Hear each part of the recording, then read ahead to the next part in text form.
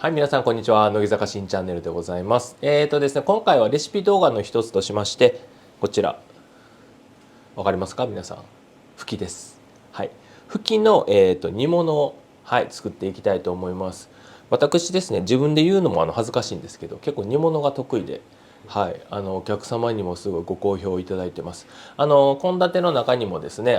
炊き合わせとか、煮たお野菜とかを合わせて盛り付けてお出しするっていう、本当にもうなんか料理屋さんらしい献立お料理があるんですけど、僕は結構それが好きで、はい、これからもずっと作り続けていきたいというか、残していきたい献立の一つだと思ってます。その中でもこのふきっていうのが、結構ふきってね、僕子供の時はすごい苦手だったんですよ。なんかこうえぐみがあったり癖があるっていう、なんか食べてもそんなに甘くもないし美味しくないと思ってたんですけど、やっぱり自分が料理人になって、それからやっぱり炊くようになってからね、すごいふきのことが好きになったんですよね。はい、で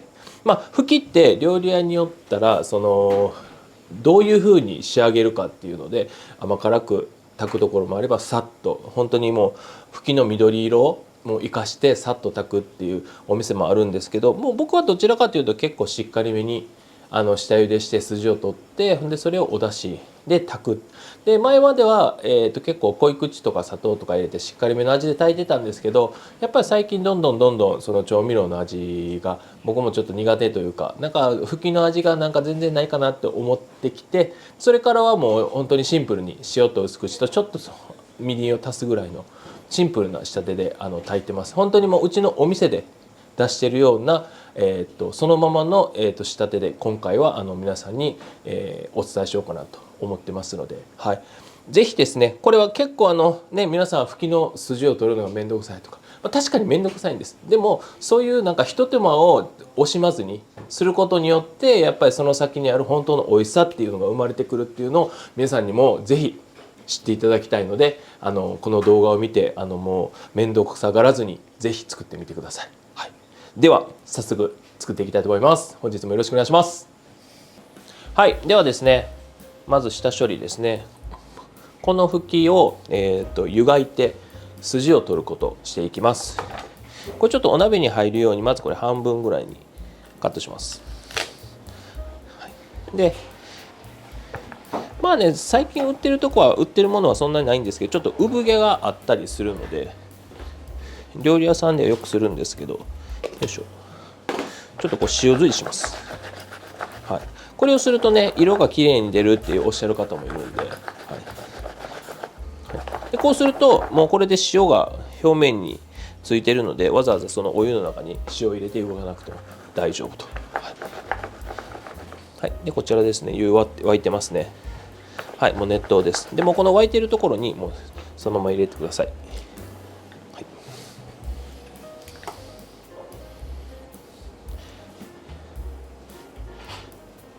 い、でどれぐらい湯がくかっていうと、僕は目安として皮がビーってこう綺麗に剥ける。でその皮を剥いた時に一緒に筋も、中に入ってる筋もちゃんとこう取れるぐらいの柔らかさまで僕は湯がきます。はい、結構食感大事にしたりとか色味大事にしたりとかされる方はそのさっと湯がいてっていう方もいらっしゃると思うんですけど、僕はどちらかというとやっぱ食感っていうよりは、もうその筋が残ってるとやっぱ口に当たって僕はすごい気になるので、ちゃんと筋が取れるぐらいまでその湯がいて、でちゃんとしっかりだしの味を含ますように炊くっていうのが僕のなんだろう、ゴールのふきの煮物なので、はい、なので本日はその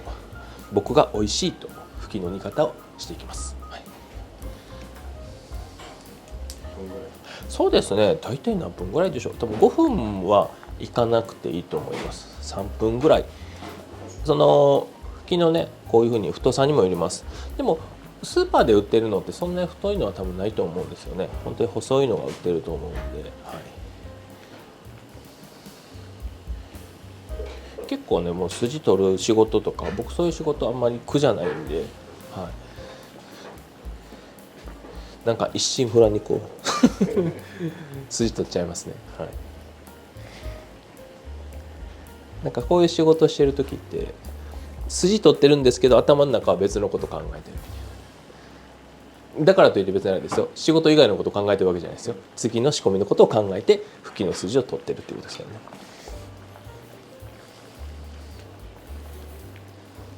ちょっと硬いな。まあだいたい今3分ぐらいですかね、湯がいてました。でちょっとね、よいしょ、粗熱取ってこういうふうに、これ筋分かりますかね皆さん。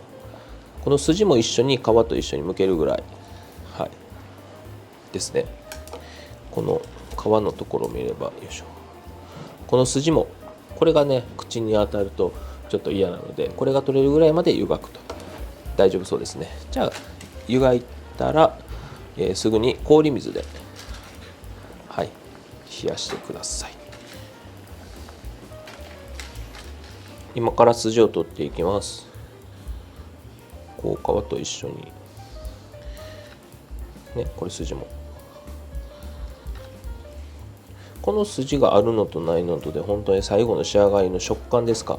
がもう変わってきますんで、はい、でこう両方から皮はね、その片一方の方でも全部剥けてるんですけど、もう一方から剥くことによってこう取れてなかったこう筋が取れますんで、なので必ず両方から剥くようにしてください。はい、こんな感じですかね。山菜を去年から僕取りに行ってるじゃないですか。そしたらその季節もうそろそろ出てるかな、山吹もやっぱりたくさん取れるんですね。でこう普通の吹きと違って山吹ってもっと細いんですよ、僕が行ってるところって。そしたらこういう風に皮むかなくても本当にそのままざく切りにして、その佃煮にキャラ吹きにできるんで、はい、なので吹きの皮むかなくていいんだっていう。でもすごい美味しいんですよね。でさっきね中井さんから質問があって、これ葉っぱはどうしてるんですかって言われるんですよ。吹きの葉っぱって結構苦みとかえぐみがあるので、僕らはもうしっかりもうくたくたになるまで湯がいて、でそれを細かく刻んで佃煮に甘辛く煮て、それこそお漬物とか焼き物の足合いで使うことありますっていう。でもその山吹ですか、山菜のそれだともう葉っぱもそんなにえぐみがないので、それこそこう茎と一緒にザクザクって刻んでそのまま佃煮にしてもすごい美味しく、はい、召し上がっていただけるものになってます。やっぱりその山の山菜ってね、やっぱりなんだろう、苦みとかえぐみとかすごいあるんじゃないかって皆さん思われがちだと思うんです。確かにあるんですよ、苦みえぐみ、はい、ただでもそれがですね、そんなにこう強くない、きつくない、なんか嫌な苦みとか嫌なえぐみじゃないんですよね。はい、なので僕は山菜採りに行ったら必ず取った山菜をまず匂い嗅いでから生で食べます、何でも。はい、それで要はその見た目っていうよりは味と香りで覚えるんですね。見た目が似てる山菜ってもう本当にいっぱいあって、見た目は一緒なのに片一方は食用で片一方はもう本当に毒があるから食べちゃいけないとか、そういうものもたくさんあるんですよね。だから本当に見た目じゃなくてちゃんと香りと味で覚えないと本当に大変なことになるので、もう今はまだまだ僕も勉強中ですね。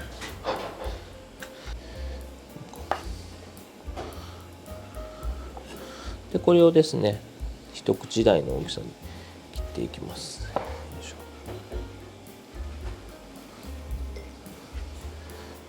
だいたいそうですね、4センチぐらいでしょうか。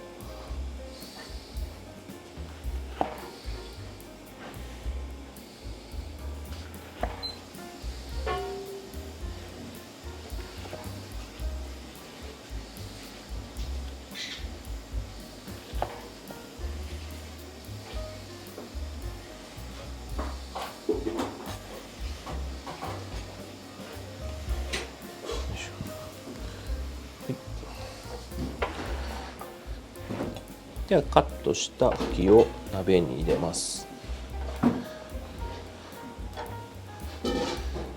はい、でそこにですね、2番だし、かつおと昆布のだしですねを入れます。はい、で火をかけて、これでちょっと温度が上がるまで、はい、一度沸くまで炊きます。で下茹での時にある程度火は入ってますが、ちょっとこう硬さを見ながら、まず味を入れる前にこのだしだけの状態でちょっとちょうどいい硬さになるまで炊いていきます。はい、これはもう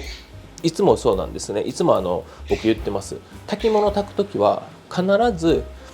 自分がこう美味しいと思う柔らかさまで野菜とかが炊き上がってから味を入れてください。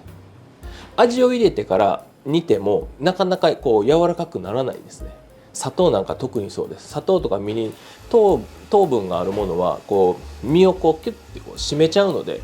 炊いても柔らかくなくな柔らかくならないです。逆に硬く締まってしまうんで、だから柔らかくなってから味を必ず入れる。もうこれは決まりです。はい、ではですね、だしに変えてから炊いてだいたい10分ぐらい経ちました。ちょっとね柔らかくなってきたのでお味を入れていこうかなと思います。これいつも言ってますけども、まずお塩、僕は塩からです。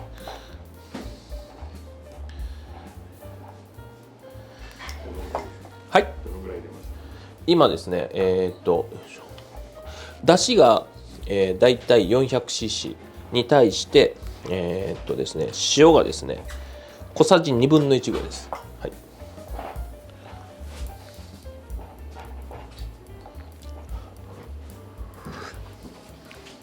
はい、でそれに対して薄口醤油も、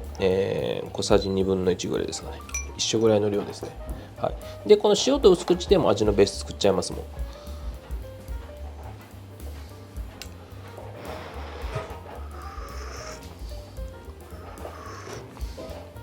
はい、でそれに最後ちょっとみりんで甘みといいますか、この味のバランスを取るイメージで。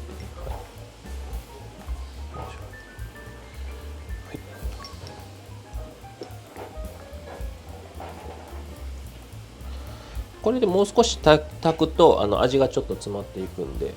それで最後こうですね、あと5分10分ぐらい炊いて、で最後もう一回味見てからちょっと薄いかなと思ったら味足してみてください。はい、あとはもう皆さんのお好みで、はい、いいと思います。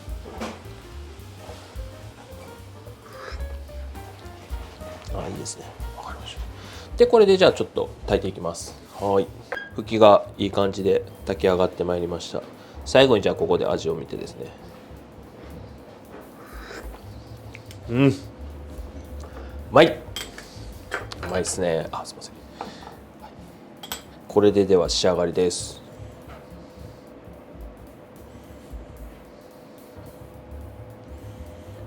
いいっすよね。晩酌にこんなの出てきたら最高ですよね。僕は作ってあげれるんですけど、どうですか、一家に一台石田中井さん適当です見た感じあるじゃないですか。そんなに緑色は僕はそんなに残すつもりはないので、はい、でも僕はこれの方が食べて美味しく作りたいなっていう、はい、自分で言うのもなんですけど美味しいですねある程度ちょっと食感もあるんですよ。完全にくたくたに柔らかくするっていうイメージじゃなくて、ある程度食感はあるんですけどそんなに抵抗ないっていう、そうやって下炊き下茹での時にある程度しっかり湯がいていると、だしに帰ってからがコントロールしやすいんですね。その下茹でが弱いとだしに帰ってそこからまた改めて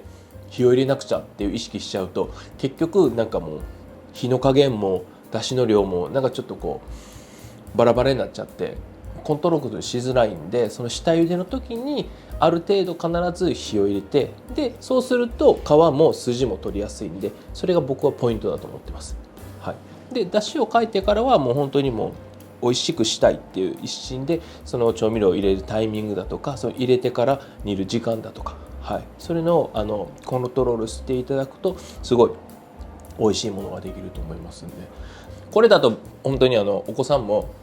食べていただける味になっていると思います。はい、自信持っておすすめしますので、この動画を見てぜひ皆さん挑戦してください。面倒がさがらずに筋を取るところから始めましょう。よろしくお願いします。はい、ではですね、本日は、レシピ動画の一つとしまして、フキの煮物をご紹介させていただきました。もうシンプルな仕立てです。ただやっぱりポイントとなるその下茹でをしっかりするのと筋を皮をしっかり取るっていう、それをちゃんとしていただくと仕上がり美味しいフキの煮物ができますので、今晩ぜひお家の食卓に並べていただければなと思いますので、はい、よろしくお願いします。ですね、またこの動画を見てすごい美味しそうだな、いいなと思ったらいつもお願いします。いいねボタンと、あとチャンネル登録の方も、はい、引き続きよろしくお願いします。はい、では本日の動画は以上になります。はい、どうもありがとうございました。また別の動画でお会いしましょう。失礼いたします。